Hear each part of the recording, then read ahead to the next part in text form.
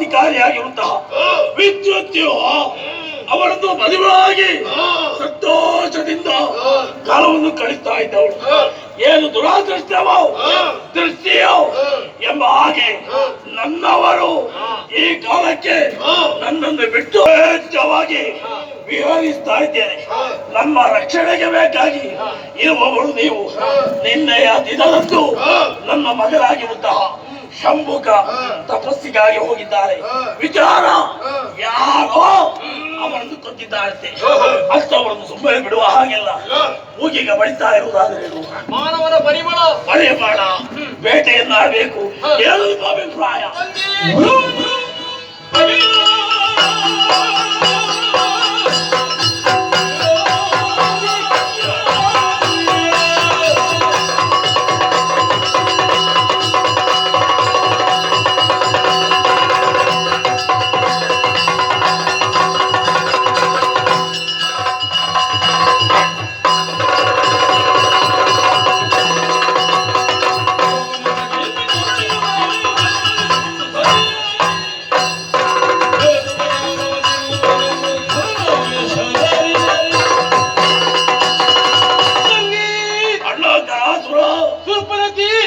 ಮಾನವರನ್ನು ಕಂಡಲ್ಲಿ ತಲೆಯನ್ನು ಕಡಿಯಬೇಕು, ಅವರ ಉದರವನ್ನು ಸೀಳಬೇಕು, ರಕ್ತವನ್ನು ಕುಡಿಯಬೇಕು, ಅವರ ಕರುಳನ್ನು ಕೊರಳಿಗೆ ಮಾಲೆಯಾಗಿ ಹಾಕಬೇಕು. ಯಾಕೆ? ಬೇಕಾದ ಸಮಯದಲ್ಲಿ ಯಮ ಮೆಲ್ಲಬೇಕು. ನಡೆಯುವ ಮುಂದೆ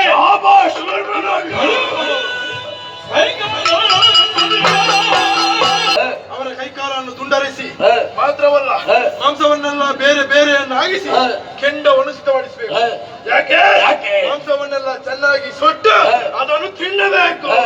ನೀವೇನು ಮಾಡಿ ಅಣ್ಣಂದಿರ ಆ ಎಲುಬನ್ನು ತೆಗೆದು ಕುದಿಸಬೇಕು. ಅದನ್ನು ಎಕ್ಕಂಜೈ ಎಂಬುದಾಗಿ ಅಲ್ಲಲ್ಲಿ ಕಚ್ಚಿ ತಿನ್ಬೇಕು.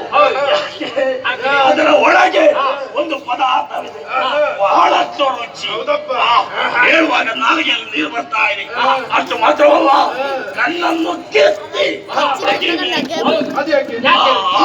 ಕಣ್ಣಿನ ಉಪ್ಪಿನಕಾಯಿ ಬಹಳಷ್ಟು ರುಚಿ. ನಮ್ಮದವರು ಕಾಯ್ತಾ ಇದ್ದಾರೆ. ಇಂದಲ್ಲದಿದ್ದರೆ ನಾಳೆ ಅದು ತಿನ್ಬೇಕೆಂಬುದಾಗಿ. ಅಷ್ಟು ಮಾತ್ರವಲ್ಲ, ಚರ್ಮವನ್ನು ಸಣ್ಣ ತುಂಡು ಮಾಡಬೇಕು. ಯಾಕೆ? ಸಂದೇಹ ಅದಿದ್ದಂತೆ ಈ ಕಾಲದಲ್ಲಿ ನಮಗೆ ತಿರುಗಾಟ ಇದೆ.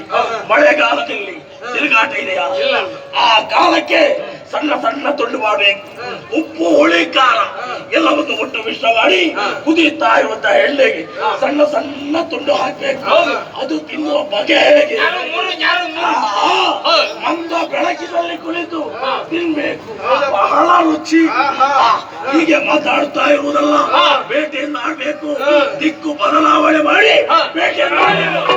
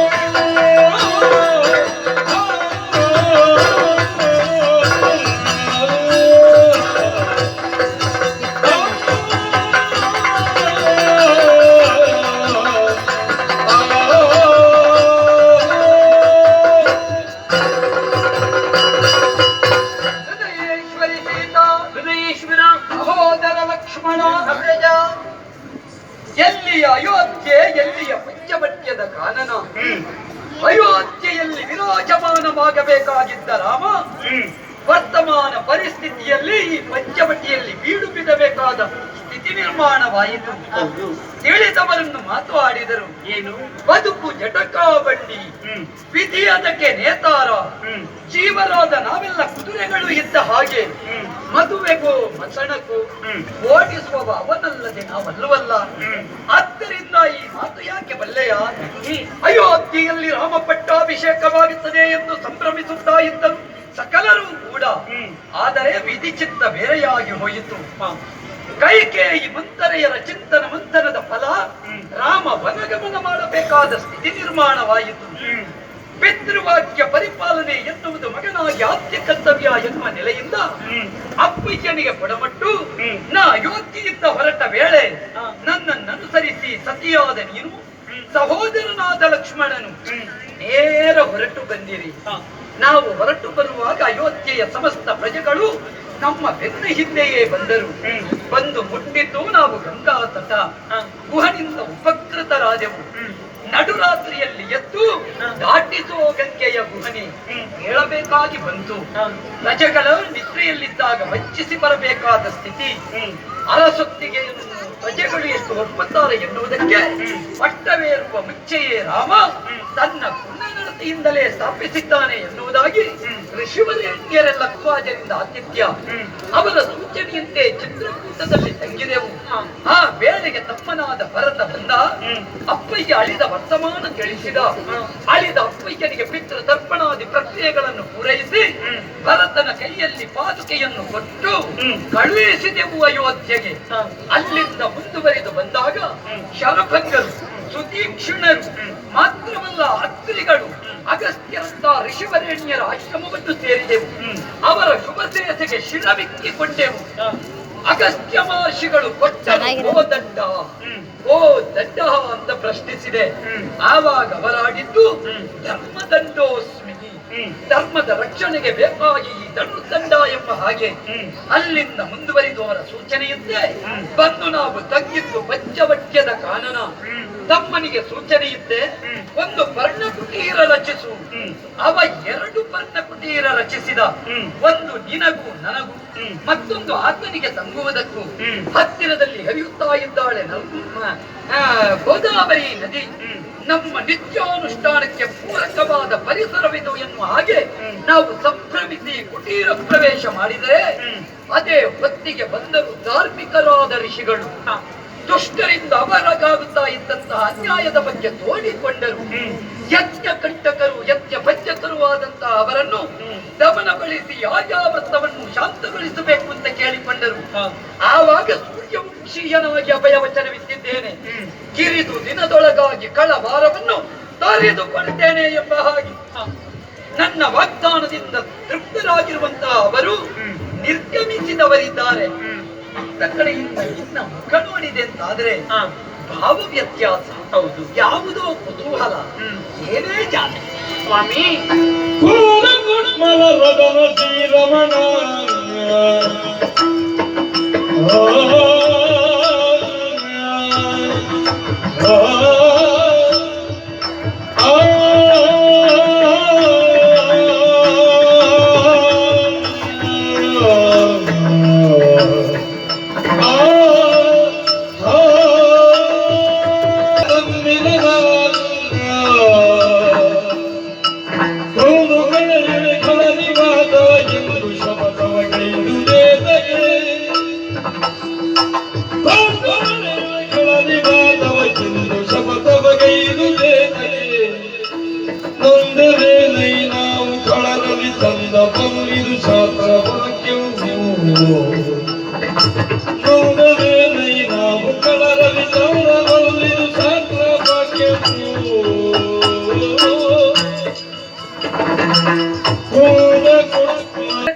ಗಂಡನ ಛಾಯಾನುವರ್ತಿನಿ ಎನ್ನುವ ಹಾಗೆ ಕೊಂಡಾಡುತ್ತಾರೆ. ನಿಜ, ಗಂಡನ ನೆರಳನ್ನು ಅನುಸರಿಸಿ ನಡೆಯಬೇಕಾದದ್ದು ಹೆಂಡತಿಯಾದವಳ ಧರ್ಮ. ಸತ್ಯ, ನಿಮ್ಮ ನೆರಳನ್ನೇ ಅನುಸರಿಸಿಕೊಂಡು ನಡೆದವಳು, ಬದುಕಿದವಳು, ಬಾಳಿದವಳು ನಾನು. ನಿಜ. ಆದರೆ ಇಂದೀಗ ಒಂದು ಮಾತು ನನಗೆ ನೆನಪಾಗುತ್ತಾ ಇದೆ. ಏನು? ಸ್ತ್ರೀಣಾಂ ಚ ಚಿತ್ತಂ ಪುರುಷಸ್ಯ ಭಾಗ್ಯಂ ದೇವೋ ನ ಜಾನಾತಿ ಕುತೋ ಮನುಷ್ಯಃ. ಸ್ತ್ರೀಯ ಚಿತ್ತವನ್ನು ಪುರುಷನ ಭಾಗ್ಯವನ್ನು ದೇವರಿಂದಲೂ ಒಳೆಯುವುದಕ್ಕೆ ಸಾಧ್ಯವಿಲ್ಲವಂತೆ. ಇಲ್ಲವಾದಲ್ಲಿ ಪಟ್ಟಾಭಿಷಿಕ್ತರಾಗಬೇಕಾದಂತಹ ಪೂರ್ವದಲ್ಲಿ ವನವಾಸ ದೀಕ್ಷೆಯನ್ನು ನೀವು ಪಡೆಯಬೇಕಿದ್ದರೆ ಕೈಕಾ ಮಾತೆಯ ಮನಸ್ಸು ಅದೆಷ್ಟು ಕಠೋರವಾಗಿರಬೇಕು ಅಲ್ಲವೇ? ಕೈಯಲ್ಲಿ ದಂಡವನ್ನು ಹಿಡಿದು ಆಳಬೇಕಾದಂತಹ ಅಯೋಧ್ಯೆಯಲ್ಲಿ ನೀವು ಈ ಹೊತ್ತಿನಲ್ಲಿ ತಾಪಸ್ಯ ವೇಷವನ್ನು ಧರಿಸಿಕೊಂಡು ವನಾಭಿಮುಖವಾಗಿ ನಡೆದುಕೊಂಡು ಬರಬೇಕಿದ್ದರೆ ನಿಮ್ಮ ಭಾಗ್ಯ ಎಂತಹುದು ಸ್ವಾಮಿ. ಆದರೂ 14 ವರ್ಷ ವನವಾಸವನ್ನು 14 ದಿವಸಗಳಂತೆ ಕಳೆದು ಬರುತ್ತೇವೆ. ಇಂತಹ ಮಾತನ್ನು ಆಡಿ ನಾವು ಅಯೋಧ್ಯೆಯಿಂದ ಹೊರಟವರು. ಸರಿ, ಬಂದು ಸೇರಿದ್ದೇವೆ ಪಂಚವಟಿಯ ಕಾನನ. ಈಗ ತಾನೇ ಋಷಿಮುನಿಗಳು ಬಂದರು, ದೂರನ್ನಾಡಿದರು. ಕ್ಷಣದಲ್ಲಿ ಎದ್ದು ನಿಂತು ಅಭಯವಾಕ್ಯವನ್ನಾಡಿದಿರಿ. ಕಿರಿದು ದಿನದೊಳಗಾಗಿ ಕಳನಿವಾತವನ್ನು ಕೊಂದುಕೊಡುತ್ತೇನೆ ಎನ್ನುವ ಹಾಗೆ. ಆದ್ರೆ ನನ್ನ ಮನಸ್ಸಿನಲ್ಲಿ ಮೂಡಿದಂತಹ ಜಿಜ್ಞಾಸೆ, ಈಗ ತಾನೇ ನಾವು ಕಾನನಕ್ಕೆ ಪ್ರವೇಶ ಮಾಡಿದ್ದೇವೆ, ಆ ಕ್ಷಣದಲ್ಲಿಯೇ ಕಳನನ್ನೆಲ್ಲ ಕೊಂದುಕೊಡುತ್ತೇನೆ ಎನ್ನುವಂತಹ ಶಪಥ ವಾಕ್ಯವನ್ನು ಆಡಬೇಕಿದ್ದರೆ ಕಾರಣ ಅಂತ ಬೇಕಲ್ಲ. ಅವರಿಗೆ ಕಷ್ಟ ಒದಗಿರಬಹುದು, ಆದರೂ ಕಷ್ಟ ಒದಗಿದ್ದು ಅವರಿಗೆ ದುಷ್ಟರಿಂದ. ಆ ದುಷ್ಟರನ್ನು ಸರಿದಾರಿಗೆ ಕೊಂಡು ಹೋಗುವಂತಹ ಹೊಣೆಗಾರಿಕೆ ನಿಮ್ಮ ಮೇಲಿದೆ.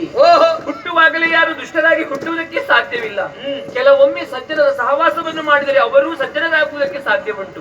ಅದು ಅಲ್ಲ ಅಂತಿದ್ರೆ ಅವರನ್ನು ಹತ್ತಿರ ಕರೆಯುವವರಿಗೆ ಸರಿದಾರಿಯ ಬುದ್ಧಿ ಮಾತನ್ನು ಹೇಳಿ ಅವರನ್ನು ಸರಿದಾರಿಗೆ ಕೊಂಡೋಗುವಂತಹ ಹೊಣೆಗಾರಿಕೆ ನಿಮ್ಮ ಮೇಲಿರುವಾಗ ಏಕಾಏಕಿಯಾಗಿ ಅಂತಹ ಶಪಥ ವಾಕ್ಯವನ್ನು ಆಡುವುದು ಶಾಸ್ತ್ರವಾಕ್ಯವೇ ಸ್ವಾಮಿ?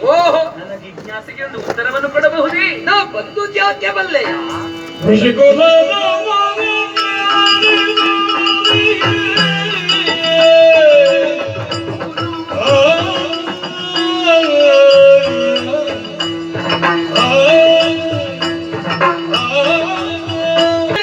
ಭಯವಚನವಿತ್ತಿದ್ದೇನೆ. ಧರ್ಮ ರಕ್ಷಣಾ ಕಕ್ಷೆಯ ಒಳಗಿರುವವರಿಗೆ ಸೂರ್ಯವಂಶದ ರಸುಗಳು ಅಂತರ್ಥ. ಇಕ್ಷ್ವಾಕೂಣಾಂ ಯಂ ಭೂಮಿ ಸಶೈಲವನ ಕಾನನ. ಇಕ್ಷ್ವಾಕು ವಂಶೀಯರಿಗೆ ಪ್ರತಿಯೊಂದು ಪ್ರಾಣಿ ಪಕ್ಷಿ ಮನುಷ್ಯ ಪ್ರತಿಯೊಂದರ ಮೇಲೆಯೂ ನ್ಯಾಯ ಸಂಹಿತೆಯನ್ನು ಹೇರುವ ಅಧಿಕಾರ ಪೂರ್ವದಿಂದಲೇ ಒದಗಿ ಬಂದಿದೆ. ಹಾಗೆಂದು ಅದು ದಾರ್ಷ್ಟ್ಯವಲ್ಲ ಕಾಂತೆ, ಅದು ಧರೆಯ ಧರ್ಮದ ರಕ್ಷಣೆಗೆ ಸೂಕ್ತವಾದ ಕ್ರಮ ಅಂತ ತಿಳಿದ ಋಷಿವರೇಣ್ಯರೆಲ್ಲ ಒಪ್ಪಿದರು. ಈ ಕಾಲಕ್ಕೆ ನಾ ಕಾನನಕ್ಕೆ ಬಂದದ್ದು ಕೇವಲ ಪಿತೃವಾಕ್ಯ ಪರಿಪಾಲನಾ ನಿಮಿತ್ತ. ಹೀಗೆ ನೀ ತಿಳಿಯ ಕೂಡದು. ಋಷಿಕುಲಜರ ವಚನವನ್ನಾಲಿಸಿ ಬಂದಿಷೆ. ಒಂದು ಸಂದರ್ಭದಲ್ಲಿ ಅಪ್ಪಯ್ಯ ಅಧಿಕಾರಾರೂಢರಾಗಿದ್ದ ವೇಳೆ ವಿಶ್ವಾಮಿತ್ರರು ಬಂದರು. ದುಷ್ಟರ ಬಗೆಗಾಗಿ ತಿಳಿಸಿದರು, ನಮ್ಮನ್ನು ಕರಕೊಂಡು ಹೋದರು. ಆ ಕಾಲಕ್ಕೆ ದುಷ್ಟಮುಕ್ತಗೊಳಿಸಿದ ಸಿದ್ಧಾಶ್ರಮದ ಭಾಗವನ್ನು ಈಗ ನಾನಾಗಿ ಬಂದ ಸಂದರ್ಭದಲ್ಲಿ ಅದೇ ಋಷಿಗಳು ನನ್ನಲ್ಲಿ ಅರ್ಹತೆಯನ್ನು ಯೋಗ್ಯತೆಯನ್ನು ಸಾಮರ್ಥ್ಯವನ್ನು ಕಂಡುಕೊಂಡು ತಾವು ದೂರಿದ್ದವರಿದ್ದಾರೆ. ಅವರಿಗೆ ಅಭಯವಚನವಿತ್ತಿದ್ದೇನೆ. ಈ ಆರ್ಯಾವರ್ತದಲ್ಲಿ ಹುಟ್ಟಿದ ಮನೆತನದ ಮಗನೊಬ್ಬ ಮಾಡಬೇಕಾದ ಪ್ರಕ್ರಿಯೆ ಏನು, ಅದನ್ನು ಲೋಕಕ್ಕೆ ಆದರ್ಶ ರೂಪವಾಗಿ ಕಾಣಿಸುವ ಹೊಣೆಗಾರಿಕೆ ನನಗುಂಟು ಸೀತಾ. ದುಷ್ಟರನ್ನು ತಿದ್ದಬಾರದೆ, ತಿದ್ದಬೇಕಾದವರನ್ನು ತಿದ್ದಬಲ್ಲೆ. ತಿದ್ದಿಕೊಳ್ಳಲಾರದೆ ಇದ್ದವರನ್ನು ತಿದ್ದುವುದಕ್ಕೆ ಸಾಧ್ಯ ಇಲ್ಲ. ನೀ ಯೋಚನೆ ಮಾಡು, ನಾಗರಹವನ್ನಾದರೂ ತಿದ್ದಬಹುದು, ಕನ್ನಡಿ ಹಾವನ್ನು ತಿದ್ದುವುದಕ್ಕಾಗುತ್ತದೆಯೇ? ಖಂಡಿತ ಇಲ್ಲವಲ್ಲ. ಕೆಟ್ಟವರನ್ನು ನಾವು ತಿದ್ದುತ್ತೇವೆ ಅಂತ ಹೊರಟ್ರೆ ಅದು ಅವರ ಕೋಪಕ್ಕೆ ಕಾರಣವಾಗುತ್ತದೆಯೇ ವಿನಃ ಅವರ ಪರಿವರ್ತನೆಗೆ ಕಾರಣವಾಗುವುದಿಲ್ಲ. ಯಾರನ್ನು ಕಳೆಯಬೇಕು, ಯಾರನ್ನು ಉಳಿಸಬೇಕು ಎನ್ನುವ ಚೆನ್ನಾಗಿ ಅನುಭವವನ್ನು ಹೊಂದಿಕೊಂಡೆ ನಾ ಈ ಶಪಥ ವಾಕ್ಯವನ್ನಾಡಿದ್ದೇನೆ. ಆದ್ದರಿಂದ ನೀ ಚಿಂತೆ ಮಾಡಬೇಡ. ಆರ್ಯಾವರ್ತದ ಸೂರ್ಯವಂಶೀಯರು ಮೌನಿಗಳಾಗಿದ್ದಾರೆ ಎನ್ನುವ ಒಂದೇ ಒಂದು ಕಾರಣಕ್ಕೆ ಬೇಕಾಗಿ ಅಲ್ಲಲ್ಲಿ ತಲೆ ಎತ್ತಿ ನಿಂತಿದ್ದಾರೆ ಅದೆಷ್ಟೋ ಮಂದಿ ರಾಕ್ಷಸರು. ಅವರನ್ನೆಲ್ಲ ನಿಪಾತಗೊಳಿಸುವುದರ ಜೊತೆ ಅವರಿಂದ ಇಷ್ಟೆಲ್ಲ ಕಾರ್ಯಕಾರಣ ನಡೆಸುವುದಕ್ಕೆ ಪ್ರೋತ್ಸಾಹನ ನೀಡುತ್ತಾ ಇರುವ ಲಂಕಾಧಿಪತಿ ದಶಕಂಠ ಅಂತಹವರನ್ನು ಸಮೇತ ತರಿಯದೆ ಮರಳಿ ಊರನ್ನು ಸೇರುತ್ತಾನೆ ರಾಮ ಅಂತ ನೀ ಭಾವಿಸಬೇಡ. ರಾಮ ಇದ್ದದ್ದು ಮಾತ್ರ ಅಯೋಧ್ಯೆಯಲ್ಲ ಜಾನಕಿ. ರಾಮ ಹೋಗಿ ಎಲ್ಲೆಲ್ಲ ನಿಲ್ಲುತ್ತಾನೋ ನಿಂತ ಪ್ರತಿಯೊಂದು ಜಾಗವು ಅಯೋಧ್ಯೆಯಾಗಿ ಪರಿವರ್ತನೆಯಾಗಬೇಕು. ಆ ಅಪೇಕ್ಷೆಯಿಂದಲೇ ಈ ಸಂಕಲ್ಪ. ನೀ ಯೋಚನೆ ಮಾಡಬೇಡ. ತಿದ್ದಬೇಕಾದವರನ್ನು ತಿದ್ದುತ್ತೇನೆ, ಗುದ್ದಬೇಕಾದವರಿಗೆ ಗುದ್ದುತ್ತೇನೆ. ಆರ್ಯಾವರ್ತವನ್ನು ನಿಜವಾದ ಧರ್ಮ ಭೂಮಿಯಾಗಿ ಮಾಡಬೇಕು ಅಂತಿದ್ರೆ ಈ ವೇಷ ಅಗತ್ಯ. ಅಖಂಡ ಭರತ ಖಂಡ ಸಮೃದ್ಧ ಧಾರ್ಮಿಕ ಕ್ಷೇತ್ರವಾಗಿ ಉಳಿಯಬೇಕು ಅಂತಿದ್ರೆ ಒಬ್ಬ ಯೋಗಿಯೇ ಅಧಿಕಾರ ಗ್ರಹಣ ಮಾಡಬೇಕು. ಯಾಕೆ ಬಲ್ಲೆಯ? ಈ ತಾಪಸಿ ವೇಷದ ಯೋಗಿ ರೂಪದ ರಾಮ ಭವಿಷ್ಯದ ಯೋಗಿಗಳಿಗೆ ಸಂದೇಶನಾಗಬೇಕು. ಆ ನಿಟ್ಟಿನಿಂದ ಈ ಕ್ರಮ. ಚಿಂತೆ ಮಾಡಬೇಡ. ಈ ವನವನ್ನು ಸುತ್ತುತ್ತಾ ಋಷಿ ಪ್ರಣೀತವಾದ ವಾಕ್ಯದ ಸಾಕ್ಷಾತ್ಕಾರ ಮಾಡಿಕೊಳ್ಳೋಣ. ಬನ್ನಿ, ಹೀಗೆ ಬನ್ನಿ.